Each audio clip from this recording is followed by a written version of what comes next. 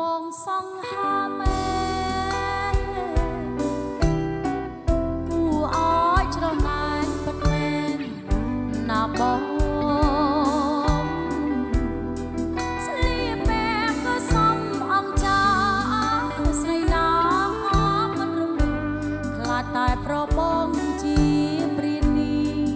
រីមានគេនិយាយតគ្នាថា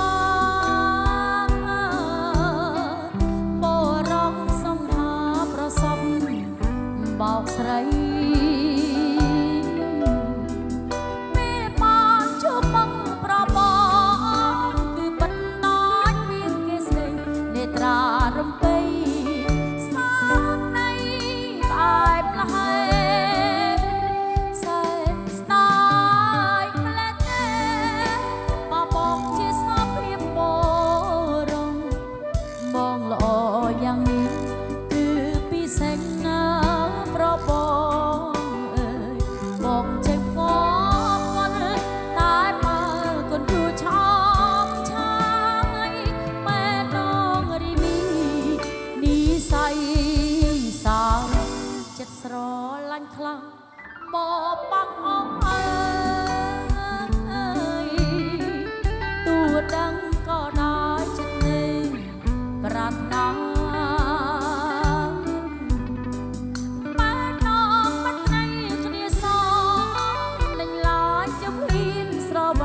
សេចក្តីស្នេហា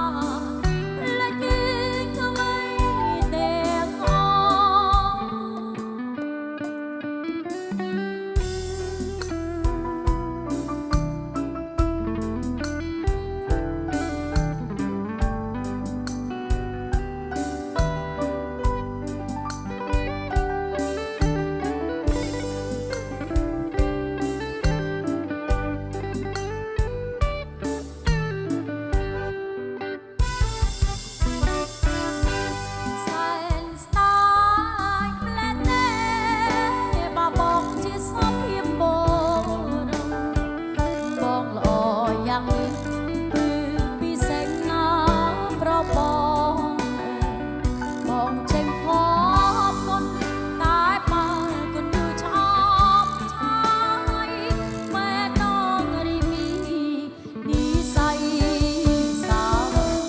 ស្រ